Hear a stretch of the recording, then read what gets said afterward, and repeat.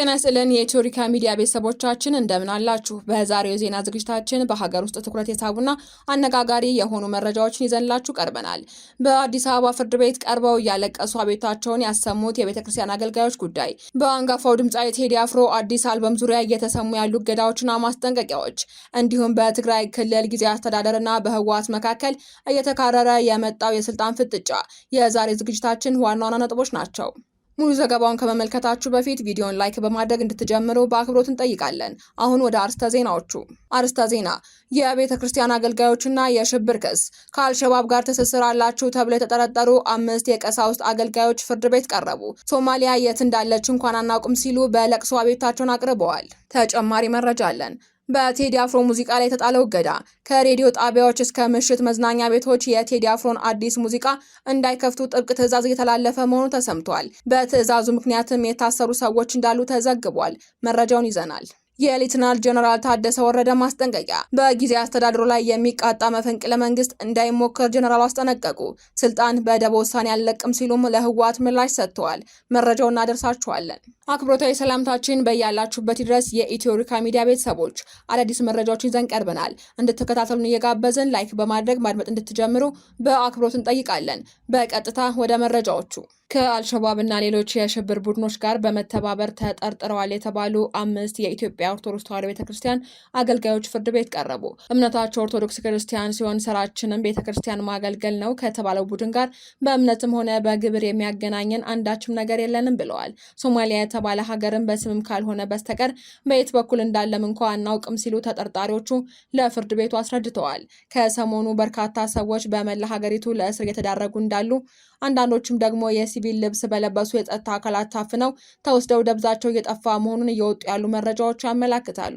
ይህ በእንዲህ እንዳለ የሽብር ቡድኖችን ተልዕኮ ተቀብለው ሲንቀሳቀሱ ነበር ተብለው በፌዴራል ፖሊስ የተጠረጠሩ 5 የኢትዮጵያ ኦርቶዶክስ ተዋሕዶ ቤተክርስቲያን አገልጋዮች በትላንትናው ዕለት ፍርድ ቤት ቀርበዋል። ፌዴራል ፖሊስ እንዳለው ተጠርጣሪዎቹ አልሸባብና አይኤስ ከተባሉት ዓለም አቀፍ አሸባሪዎች ጋር ትስስር በመፍጠርና በሶማሊያ የሽብር ስልጠና ወስደው በአዲስ አበባ ሲንቀሳቀሱ አግኝቻቸዋለሁ ብሎ ለፌዴራል ከፍተኛ ፍርድ ቤት ልደታ ምድብ አንደኛ የህገ መንግስትና የጸረ ሽብር ችሎት አስረድተዋል። ተጠርጣሪዎቹ በበኩላቸው እምነታችን ኦርቶዶክስ ክርስቲያን ሲሆን ስራችንን ቤተክርስቲያንን ማገልገል ነው ብለዋል። ከተባለው ቡድን ጋርም በእምነትም ሆነ በግብር የሚያገናኘን አንዳችም ምክር የለም። ሶማሊያ የተባለ ሀገርም በስም ካልሆነ በስተቀር ቤት በኩል እንዳለም እንኳ አናውቅም ሲሉ ለፍርድ ቤቱ ተናግረዋል።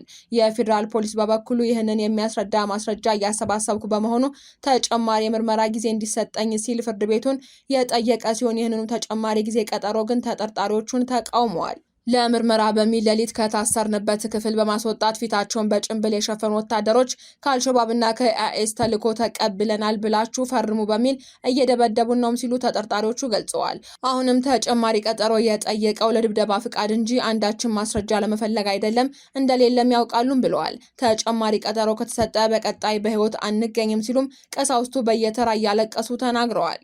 ፍርድ ቤቱን በተጠርጣሪዎቹ ላይ ተፈጸመ የተባለውን ድርጊት እውነት ከሆነ አግባብ አይደለም፣ ነገር ግን ለምርመራ ተጨማሪ ቀጠሮ መስጠት አስፈላጊ ሆኖ በመገኘቱ ይሄውም ተፈቅዷል ሲል በይኗል። ተጠርጣሪ ቀሳውስቱ የሚያገለግሉትን በአዲስ አበባ ሀገረ ስብከት ስር በሚገኙ የተለያዩ አጥቢያ ቤተክርስቲያናት መሆኑንም መሰረት ሚዲያ ዘግቧል። በአዲስ አበባ ከቴዎድሮስ ካሳሁን የሙዚቃ ስራ ዙሪያ ከሬዲዮ ጣቢያዎች እስከ ምሽት መዝናኛ ቤቶች ጥብቅ ትዕዛዝ የተላለፈባቸው መሆኑን ተናገሩ። ሬዲዮ ጣቢያዎች፣ ምሽት የጭፈራ ቤቶች፣ አንዳንድ የማህበራዊ ሚዲያ ተጠቃሚዎች እንዲሁም ታዋቂ ግለሰቦች እንዳሉት የቴዲ አፍሮን ሙዚቃ በፍጹም እንዳይከፍቱ፣ እንዳይጠቀሙ ወይንም የአድናቆት መልእክት እንዳያስተላልፉ ከመንግስት አካላትና ከማያውቋቸው ስልኮች እየተደወለ እየተነገራቸው ይገኛል ብለዋል። ባሳለፍነው ሳምንት መገባደጃ ላይ ለህዝብ ጆሮ የደረሰው የአርቲስት ቴዎድሮስ ካሳሁን ቴዲ አፍሮ አዲስ የሙዚቃ ስራ አሁንም አነጋጋሪ ሆኖ ቀጥሏል። ከአልበሙ መለቀቅ ወዲህ ሙዚቃውን አዳመጣችሁ በሚል ከ100 በላይ ወጣቶች አዲስ አበባ ከተማ ውስጥ ብቻ መታሰራቸውን የተዘገበ ሲሆን ዘገባው በወጣበት በነጋታውም የመንግስት አካላት ወደ ሚዲያ በመቅረብ ታሳሪዎቹ የሽብር ወንጀል ለመፈጸም በመንቀሳቀስ መጠርጠራቸውን ገልጸው ነበር።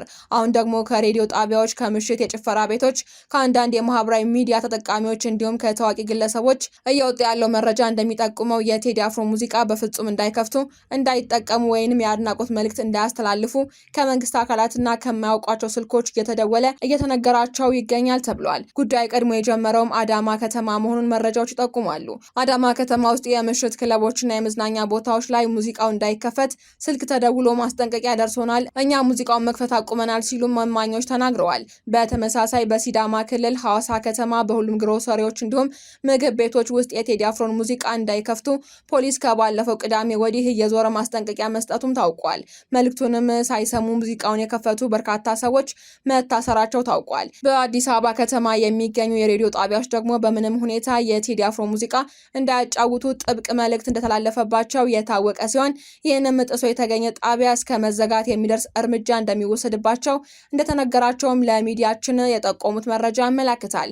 ከዚህ ባለፈ አንዳንድ ማህበራዊ ሚዲያ ላይ በርካታ ተከታይ ያላቸው ግለሰቦች ከማያውቋቸው ሰዎች ስልክ እየተደወለ በሙዚቃው ስራ የጻፏቸውን ጽሁፎች እንዲያነሱ፣ እንዳይጽፉ ወይንም አስተያየት እንዳይሰጡ እየተነገራቸው መሆኑንም ያስረዳሉ። የተደጋጋሚ ማሳሰቢያና ማስፈራሪያም ተከትሎ አሁን ላይ አንድም የሬዲዮ ጣቢያ የቴዲ አፍሮ ሙዚቃ እያጫወተ እንደማይገኝ የታወቀ ሲሆን በዜና ሽፋን ደረጃ እንኳ ቀደም ስለ አልበም መለቀቅ መረጃ አጋርቶ የነበረው የኢትዮጵያ ፕሬስ ድርጅት ዜናውን ማጥፋቱን ተመልክተናል። ይሁንና በዓለም አቀፍ ደረጃ የአርቲስቱ ሙዚቃ በከፍተኛ ደረጃ መሰማቱን የቀጠለ ሲሆን የኢትዮጵያ የኦንላይንና የዩቲዩብ የተመልካች ቁጥርም ሪከርድ መቆጣጠሩን ቀጥሏል። በተለይ በርካታ ኢትዮጵያውያን የሚገኙባቸው እንደ ኤምሬትስ፣ ካናዳ፣ አሜሪካ፣ ደቡብ አፍሪካና እንግሊዝ ባሉ ሀገራት በሙዚቃ ሰንጠረዥ ላይ ከፍተኛ ተደማጭ አልበም ሆኖ እንደቀጠለ መረጃዎች ያሳያሉ። ሌተናል ጀነራል ታደሰ ወረደ በጊዜያዊ አስተዳደሩ ላይ የሚቃጣ መፈንቅለ መንግስት እንዳይሞከር አስጠነቀቁ። የትግራይ ክልል ጊዜያዊ አስተዳደር ፕሬዝዳንት ሌተናል ጀነራል ታደሰ ወረደ ህወሓት ነባሩን መንግስት ይመለስ ሲል ያስተላለፈውን ውሳኔ አደገኛና ግጭት የሚጋብዝ መሆኑን ገልጸዋል። ጀነራሉ በጊዜያዊ መንግስቱ ላይ መፈንቅለ መንግስት ለማድረግ ማሰብም ሆነ መተግበር ተቀባይነት የሌለው ተግባር መሆኑን አስገንዝበዋል። ፕሬዝዳንቱ አክለውም ስልጣን እለቃለሁ በሚል ተሰራጨው መረጃ የተሳሳተ መሆኑንና ስልጣናቸውን በደቦ ውሳኔ እንደማይለቁ በጽኑ አስታውቀዋል። የክልሉ የዕለት ተዕለት የመንግስት ስራዎችን በተለመደው መዋቅር መቀጠል እንዳለባቸው አሳስበዋል። ህወሓት ከሰሞኑ ከጦርነት በፊት የነበረው ምክር ቤት ስራ ይጀምር የሚል መግለጫ ማውጣቱ ይታወሳል። ከውጭ የፕሬዝዳንት ዶናልድ ትራምፕ አስተዳደር አሜሪካ ከኤርትራ ጋር ያላትን ግንኙነት ለማሻሻል መንገዶችን እያሰላ መሆኑ ተሰማ። የፕሬዝዳንቱ አስተዳደር የአፍሪካ ጉዳዮች ከፍተኛ አማካሪ ማሱድ ብሎስ የፕሬዝዳንት ትራምፕ አስተዳደር አሜሪካ በኤርትራ ላይ የጣለቻቸውን የተወሰኑ ማዕቀቦች የማንሳት ሂደት ለመጀመር ፍላጎት እንዳለው ለውጭ ዲፕሎማቶች መናገራቸውን ከባለስልጣናት መሰማቱን ጠቅሶ ዎል ስትሪት ጆርናል ዘግቧል። ሌሎች ባለስልጣናት በበኩላቸው አሜሪካ ከኤርትራ ጋር ግንኙነቷን ለማሻሻልና ማዕቀቦችን ለማንሳት የያዘችው እቅድን በግምገማ ሂደት ላይ መሆኑን መናገራቸውን ዘገባው አመላክቷል። ፕሬዝዳንት ኢሳያስ አፈወርቂ ኤርትራ በፕሬዝዳንት ዶናልድ ትራምፕ አስተዳደር ስር ከአሜሪካ ጋር ግንኙነቷን ለማሻሻል ፍላጎት እንዳላት በተደጋጋሚ ሲገልጹ ቆይተዋል። በመጨረሻም የአሜሪካን ጦር በአፍጋኒስታን ያገዙ የአፍጋን ዜጎች ወደ ኮንጎ እንደሚላኩ ተሰማ። የትራምፕ አስተዳደር በአሜሪካ የሚያደርገውን ሰፈራ ካስቆመ በኋላ በመቶዎች የሚቆጠሩ የዩናይትድ ስቴትስ ጦር ኃይሎችን ያገዙ የአፍጋን ዜጎችን ወደ ዲሞክራቲክ ሪፐብሊክ ኮንጎ ሊላኩ እንደሚችሉ አንድ ዘገባ አመላክቷል። ተሟጋቾች ቡድኖችንና ባለስልጣናትን በመጥቀስ ኤቢሲ ኒውስ እንደዘገበው ለትርፍ ያልተቋቋመና የተፋጠጠ ሰዎችን በማገናኘት ላይ የሚሰራው የአፍጋኒስታን ኢቫክ ኃላፊ የሆኑት ሾን ቫን ዳይቨር 1100 የሚጠጉ አፍጋኒስታን አስተርጓሚዎችና ቤተሰቦቻቸውን ጨምሮ በአሜሪካ በሚተዳደረው ተቋም ዱሃ ውስጥ እንደሚገኙና ወደ ኮንጎ እንዲዘዋወሩ ወይንም ወደ አፍጋኒስታን እንዲመለሱ ሊደረግ ይችላል ተብሏል። እቅዱ ለመጀመሪያ ጊዜ የተዘገበውን በኒውዮርክ ታይምስ ነበር።